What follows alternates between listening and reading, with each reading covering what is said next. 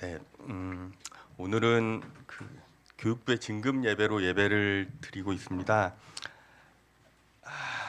이게 제가 사회자로 이 자리에 쓴 적은 많은데, 네, 제가 아까 예수님이 빨리 오셨으면 좋겠다는 생각을 했습니다.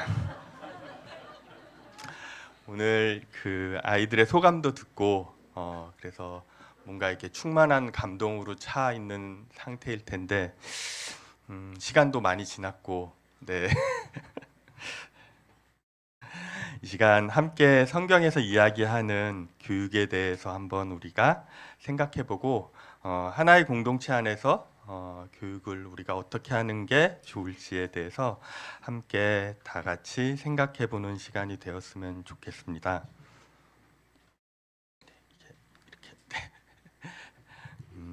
오늘의 본문인 디모데후서 3장 15절 17절 말씀을 다 같이 함께 읽도록 하겠습니다.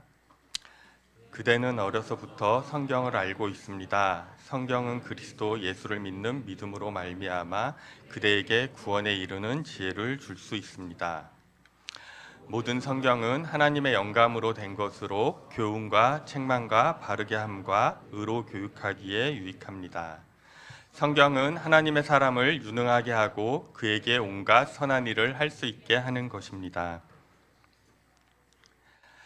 네, 오늘 본문이 기록된 디모데후서는 바울이 로마에서 그렇게 기록이 되어져 있습니다.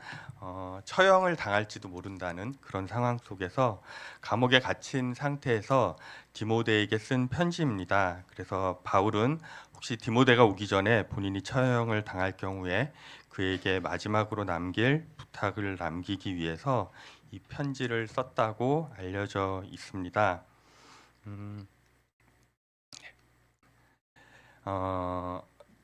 본문 3장 15절에서 보는 것처럼 말씀이 오직 성경이 가르치는 지혜를 통해서만 구원에 이를 수 있다고 바울은 전하고 있습니다.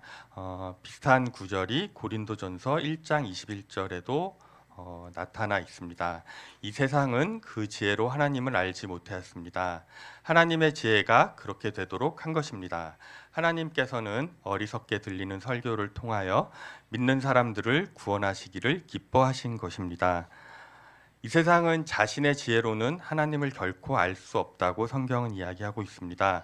복음은 인간 구원의 지혜를 전하는 오직 성경을 통해서만, 그리고 성경이 가르치는 지혜로만 인간이 구원에 이룰 수 있음을 이야기하고 있습니다. 네, 그 다음 디모데후서 3장 16절은 하나님의 영감과 성경이 주는 유익에 대해서 이야기를 하고 있습니다. 16절 말씀은 모든 성경이 하나님의 영감으로 되었다고 이야기를 하고 있습니다. 잘 아시는 것처럼 여기서 영감의 의미는 하나님께서 숨을 불어넣는다, 숨을 내신다는 뜻을 가지고 있습니다. 모든 성경은 하나님이 말씀하신 것이라는 뜻입니다.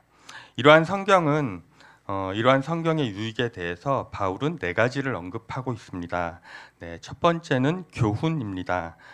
한글 성경에는 저희가 이제 보고 있는 성경에는 교훈이라는 단어로 번역이 되었지만 원래 의미는 teaching, 가르침이라는 의미입니다. 성경은 우리에게 하나님의 뜻과 진리를 가르칩니다. 비슷한 내용이 마찬가지로 성경에 여러 군데서 나와 있습니다. 요 성경 구절을 다 함께 같이 읽어보도록 하겠습니다. 내 백성아, 내 교훈을 들으며 내 말에 귀를 기울여라. 내가 선한 도리를 너희에게 전하니 너희는 내 교훈을 저버리지 말아라.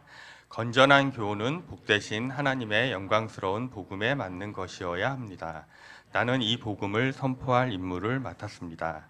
주님의 가르침은 우리가 세상 속에서 영광스러운 복음을 따라서 살 수 있도록 인도하십니다. 바울이 이야기하는 두 번째 성경의 유익은 책망입니다. 성경은 우리의 잘못을 지적해서 죄에서 돌이키게 합니다. 마찬가지로 같이 성경 말씀을 읽어보도록 하겠습니다. 하나님의 말씀은 살아있고 힘이 있어서 어떤 양날 칼보다도 날카롭습니다. 그래서 사람 속을 꿰뚫어 혼과 영을 갈라내고 관절과 골수를 갈라놓기까지 하며 마음에 푸는 생각과 의도를 밝혀냅니다. 훈계를 지키는 사람은 생명의 길에 이르지만 책망을 저버리는 사람은 잘못된 길로 들어선다. 목숨을 살리는 책망에 귀 기울인 사람은 지혜로운 사람들 사이에 자리를 잡는다. 하나님의 말씀은 우리의 마음의 깊은 곳을 꿰뚫어서 죄와 잘못을 드러내고 우리를 다시 하나님께로 나아오게 한다고 성경은 이야기를 하고 있습니다. 그 다음 세 번째 유익은 바르게 합니다. 성경은 우리를 잘못된 길에서 올바른 길로 인도해서 우리를 바르게 한다고 이야기를 하고 있습니다. 성경 말씀을 마찬가지로 같이 읽으시겠습니다. 주님은 선하시고 올바르셔서 죄인들이 돌이키고 걸어가야 할 올바른 길을 가르쳐 주신다. 내가 하는 모든 일에서 주님을 인정하여라. 그러면 주님께서 내가 가는 길을 곱게 하실 것이다.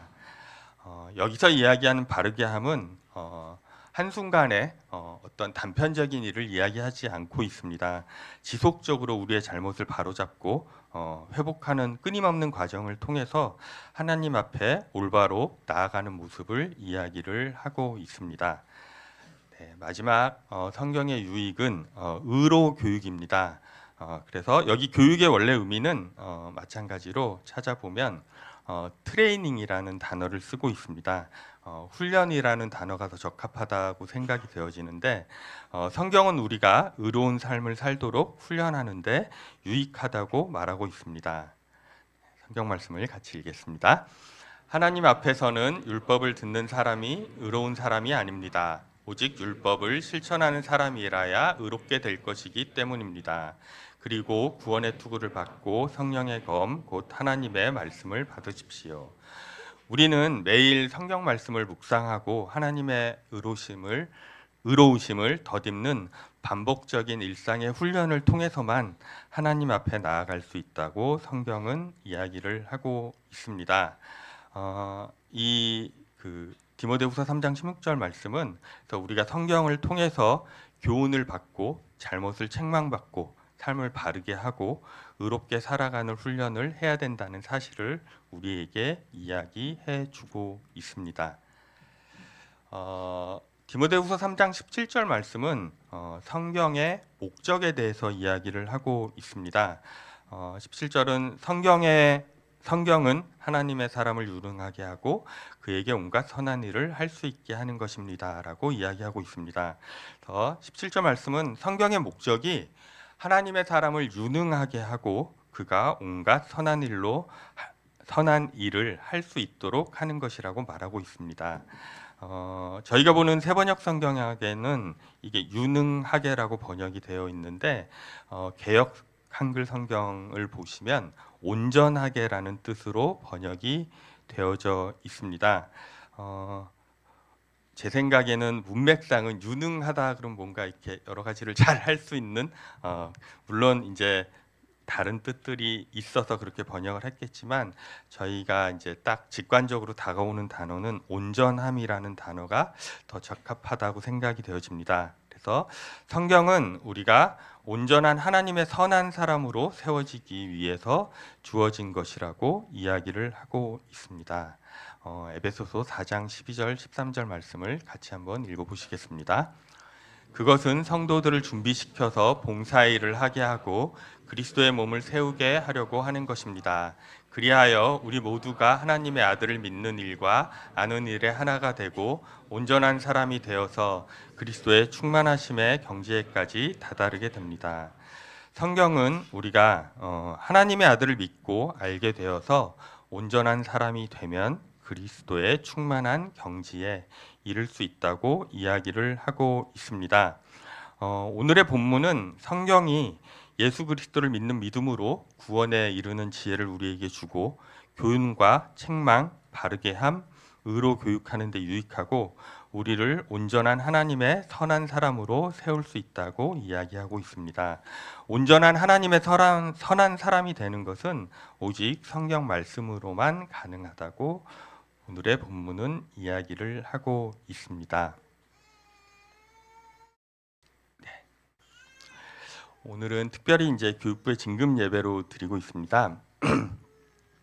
여러분들이 생각하시는 그러면 교육, 특히 이제 기독교 교육의 목적은 무엇이라고 생각이 되시는지요? 교육이라는 화두는 너무나도 많은 이야기가 있는 화두라 어떻게 보면 현재 우리나라 사회에서 이슈가 되고 함부로 이야기를 꺼내면 너무나도 이제 많은 이야기가 오가고 있기 때문에 참 쉽지 않은 주제라는 생각이 듭니다. 이 제프 키톤이라는 사람이 이야기한 말인데요. 제가 한번 읽어보도록 하겠습니다. 교육의 목적은 아이들이 한 분 참되신 하나님을 알고 그들의 지식, 재능, 기술, 그리고 인격을 발전시켜 이 세상을 다스릴 수 있도록 돕는 것이다. 또한 이를 통해 하나님의 아름다움과 영광을 세상에 드러내는 것이다. 멋진 말 같으세요? 네, 다 동의가 되시나요?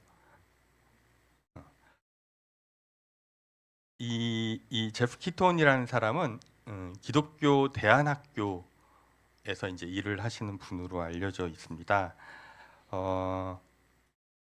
네, 딱 저도 처음에 이제 읽었을 때는 참 멋지다라는 생각을 했었습니다. 이 문장을 잘 살펴보면 하나님, 지식, 재능, 인격, 다스림, 아름다움, 영광, 세상에 드러냄, 네, 멋진 단어들로 기독교 교육의 목적에 대해서 기술을 하고 있습니다. 근데 이 문장을 계속 읽으면서 저에게 들었던 생각은 뭔가 제가 생각해왔던 기독교 교육과는 약간의 결이 다름이 저는 사실 개인적으로 느껴졌습니다. 일단 그 다스린다는 단어가 저는 별로 이렇게 다가오지 않았고 어쨌든 뭔가 이렇게 딱 네, 제 결에는 그렇게 맞지 않는 문장이라는 생각이 들었습니다.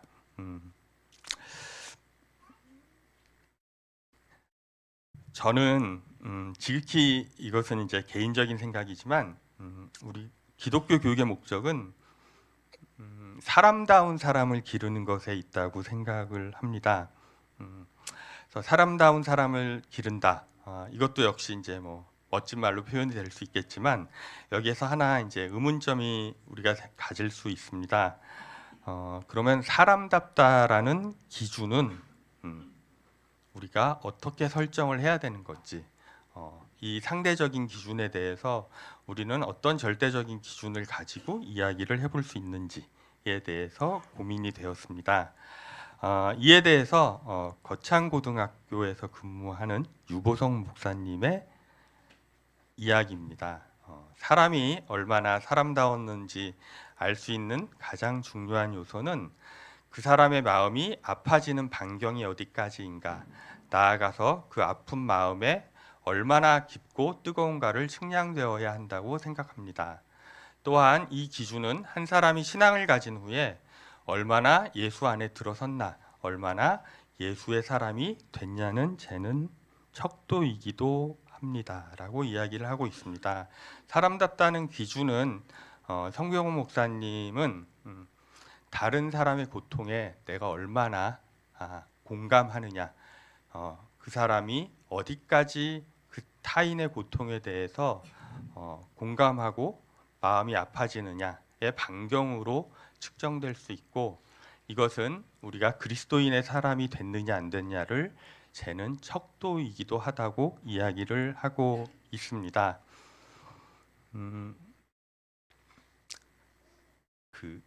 제가 이제 아시는 것처럼 제가 딸만 둘인데 제가 그러니까 아이들을 교육하면서 늘 이제 생각하고 또 늘 떠올리는 시 한 편이 있어서 소개를 해볼까 합니다.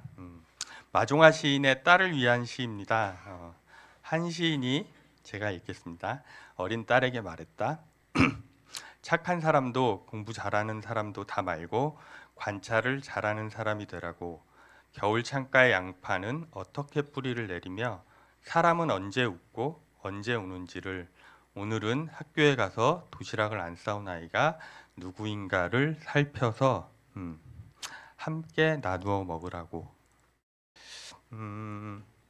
아이를 키우면서 어떤 아이가 되면 좋겠다는 생각을 할 때 가끔씩 읽어보고 떠올리는 시입니다. 교육이 아까 유성보 목사님이 말씀하셨던 것처럼 인격을 기르는 일이라고 우리가 생각을 한다면 결국 우리가 생각하는 교육은 그 사랑의 크기와 깊이를 더 크고 더 깊게 하는 일이라는 생각이 듭니다. 누군가가 타인에게 고통을 당해서 느끼는 아픔을 내가 책임질 이유가 없는 그 아픔을 외면하지 않고 한 걸음 더 나아가서 그 아픔을 책임져야 할 사람이 바로 나라고 인식하는 사람이 우리의 교육이 지향해야 하는 목표가 아닐까라는 생각을 합니다. 그러나 우리가 잘 알고 있는 것처럼 이러한 온전한 사랑은 오직 하나님으로부터 주어지는 선물과 은혜임을 우리는 잘 알고 있습니다. 로마서 5장 8절에서는 다음과 같이 이야기를 하고 있습니다. 그러나 우리가 아직 죄인이 되었을 때 그리스도께서 우리를 위하여 죽으셨습니다. 이리하여 하나님께서는 우리들에 대한 자기의 사랑을 실증하셨습니다라고 이야기를 하고 있습니다. 다음에 글은 고신대학교 강영원 교수님의 기독교 교육에 대한 정의입니다. 기독교 교육은 교회를 중심으로 하는 기독교 공동체가 본질적으로 소유하고 있는 참된 인간 형성의 행위이다. 이 일은 하나님과의 관계 속에서 이루어지는 기독교 신앙의 소유와 신앙에 기초한 삶을 사는 일로 구성된다라고 이야기를 하고 있습니다. 기독교 교육은 많은 기독교 공동체의 본질적인 요소라고 생각이 되어집니다. 교육은 기독교 공동체의 부차적인 일이 아니라 가장 중요한 일에 속하고 교육은 어떻게 보면 기독교 공동체의 존재 양식에도 해당하는 것이라는 생각이 듭니다. 그래서 기독교 공동체는 신앙 공동체이기도 하지만 또한 교육의 공동체이기도 하다고 생각합니다. 이러한 기독교 교육의 중심에는 하나님과의 관계가 있습니다. 교육이 아까 우리가 살펴봤던 것처럼 사람다움, 인간의 변화를 추구하는 일이라면 기독교 교육은 하나님과의 관계 속에서 참된 인간 형성을 목표로 하기 때문입니다. 사람들은 하나님과의 바른 관계로 돌아오게 되고 온전한 하나님의 사람이 되어서 선한 일을 할 수 있게 하는 것이기 때문입니다. 네, 하나의 교회에 이제 교육 부서가 어떻게 되어 있는지에 대해서 같이 한번 네, 이야기를 해보고 싶었습니다. 뭐 잘 아시겠지만 하나의 교회는 공동체 교육 부서는 크게 교회 교육부와 마을 공동체의 교육 분과로 구성이 되어져 있습니다. 교육부는 유아부, 유치부, 유초등부 날짜로 구성이 되어져 있고 마을 공동체는 아뜰과 꿈틀입니다. 이게 꿈틀 되어져 있는데 네, 정확한 명칭이 꿈틀으로 되어져 있습니다. 이 아뜰은 어린이집과 유치원에 해당하고 그리고 꿈틀은 초등학교의 방과 후 교실에 해당된다고 생각을 하시면 될 것 같습니다. 아뜰은 2013년 공동체의 공동 육아로부터 시작이 되어져서 지금까지 이어지고 있고 꿈틀은 2014년에 시작이 되었습니다. 초기에 꿈틀은 중등부까지를 대상으로 했는데 여러 가지 이제 상황으로 인해서 현재는 초등학교 학생들만 대상으로 이루어지고 있습니다. 조만간 이것도 옛날의 모습대로 중등부까지 대상이 확대되었으면 하는 생각이 있습니다. 이 그림에서 보시는 것처럼 제가 이렇게 연결선을 몇 개 그려놨는데요. 네. 각각의 부서는 우리가 하나의 교회라는 큰 틀 안에서 서로 유기적으로 연결이 되어져 있습니다. 간단히 이제 말씀을 드리면 앗들은 마을 공동체 조직으로 되어져 있죠. 네, 저기 이제 직제 뭐 체계를 보시면 그렇지만 아, 실제로 이제 교회 2층의 공간을 사용하고 있습니다. 교회 2층은 아시는 것처럼 교회의 공간입니다. 그리고 교회에서 약간의 재정 지원도 같이 하고 있습니다. 그리고 꿈틀꿈틀 역시 하이제 2층과 하담제 지하인 교회 공간을 사용하고 있습니다. 그리고 각 교육부의 부서도 교회 공간뿐만 아니라 마을 공동체 공간인 하담제와 하심제 공간을 사용하고 있습니다. 그래서 우리가 나눠져 있는 것처럼 보이지만 사실은 공동체 안에서 서로 유기적으로 연결되어서 운영이 되고 있다는 사실을 알 수 있습니다. 우리가 일반적으로 교육이라고 하면 부모와 자식 그리고 학교의 선생님과 학생들을 떠올리게 됩니다. 하지만 하나의 교회 안에서의 교육부와 마을 공동체는 많은 사람들이 함께 하고 있습니다.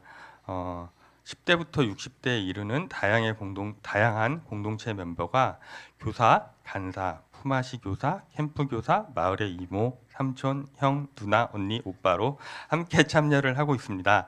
아까 아이들이 소감을 할 때 많이 언급됐던 단어가 하나 있는데 혹시 기억나시나요? 네, 음성 캠프라는 단어가 있습니다. 아이들에게는 그게 정말로 기억에 남는 시간인 것 같습니다. 그 전에 졸업했던 친구들도 그렇고 지금 이제 그거를 기대하고 있는 친구들도 그렇고, 네, 오늘부터 나흘 동안 음성에서 이제 열릴 꿈틀 캠프에도 교회 많은 공동체 멤버가 캠프의 교사로 함께할 예정입니다. 마을 공동체에서 공동체 교육에 대해서 우리가 이야기할 때 함께 늘 생각했으면 하는 화두가 있습니다. 제가 사실은 개인적으로 제와 가까운 사람한테 자주 하는 이야기인데요.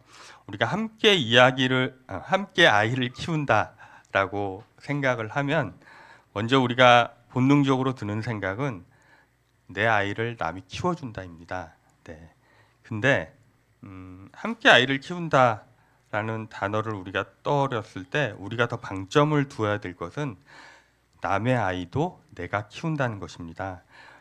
우리가 공동체로서 함께 살아가는 것은 서로 나눔에 의해서 누리는 평안함과 풍성함만을 의미하지는 않습니다. 그것은 힘든 과정이고 이것은 우리 이웃을 사랑하는 예수님의 명령을 성취하기 위해서 희생을 우리가 감수해야 할 때도 많을 것입니다. 서로를 향한 이러한 희생은 우리는 서로를 필요로 한다라는 상호 의존성으로 나타날 수 있고 공동체 안에서 이 상호 의존성을 특별하게 만들어주는 요소는 단순히 마을에서 같이 살고 어떤 일을 같이 하는 게 아니라 서로에게 필요하다라는 이러한 상호 의존성이라는 생각이 듭니다. 진정한 공동체 모습은 단순히 함께 모이는 것이 아니라 함께 살아가는 일상의 방식으로 나타날 것입니다. 만약에 공동체의 삶이 우리를 전혀 불편하거나 힘들지 않게 한다면 그것은 공동체를 향한 나의 배려와 희생이 적은 것이라고 생각을 해야 됩니다. 공동체에 대한 배려와 희생으로 인해서 하고 싶지만 할 수 없는 일들이 있어야 우리는 비로소 공동체적인 삶을 살고 있는 것이라는 생각이 듭니다. 다시 오늘 본문의 말씀으로 돌아가 보겠습니다. 네, 그대는 어려서부터 성경을 알고 있습니다. 성경은 그리스도 예수를 믿는 믿음으로 말미암아 그대에게 구원에 이르는 지혜를 줄 수 있습니다. 모든 성경은 하나님의 영감으로 된 것으로 교훈과 책망과 바르게 함과 의로 교육하기에 유익합니다. 성경은 하나님의 사람을 유능하게 하고 그에게서 온갖 선한 일을 할 수 있게 하는 것입니다. 네. 공동체의 교육의 목표는 하나님의 영감으로 된 성경으로 교훈과 책망과 바르게 함과 의로 교육하여 선한 일을 할 수 있는 온전한 하나님의 사람으로 세우는 것에 있습니다. 하나님의 관계 속에서 타인의 고통과 아픔에 공감하고 예수 그리스도를 믿는 믿음 안에서 삶의 변화를 끊임없이 추구하는 것이 우리가 함께 나아가야 할 신앙과 교육의 목표라는 생각을 합니다. 무엇이 되느냐보다 어떻게 사느냐가 중요한 하나의 공동체의 멤버들이 되었으면 좋겠습니다. 마지막으로 아래의 성경 구절을 함께 읽어보도록 하겠습니다. 마땅히 걸어야 할 그 길을 아이에게 가르쳐라. 그러면 늙어서도 그 길을 떠나지 않는다. 그대는 진리의 말씀을 올바르게 가르치는 부끄러울 것 없는 일꾼으로 하나님께 인정받는 사람이 되시오. 네, 기도하시겠습니다. 하나님 아버지, 오늘 우리가 성경의 본문을 통해서 하나님의 영감으로 된 성경이 교훈과 책망과 바르게 함과 의로 교육하여 온전히 선한 일을 할 수 있는 하나님의 사람을 세울 수 있다라는 사실을 다시 한번 살펴보았습니다. 하나님 아버지, 저희가 함께 모여서 서로 가르치고 자녀들을 양육할 때에 그 목적이 무엇인지를 저희가 늘 잊지 않게 하시고 그 안에서 하나님을 소망하며 하나님이 오실 그날까지 하나님께서 우리에게 명령하신 것들을 지켜 나아가며 분투하며 삶의 현장 속에서 하나님을 바라보는 하나의 공동체의 멤버가 되기를 소원합니다. 이 모든 말씀 예수님의 이름으로 기도드렸습니다.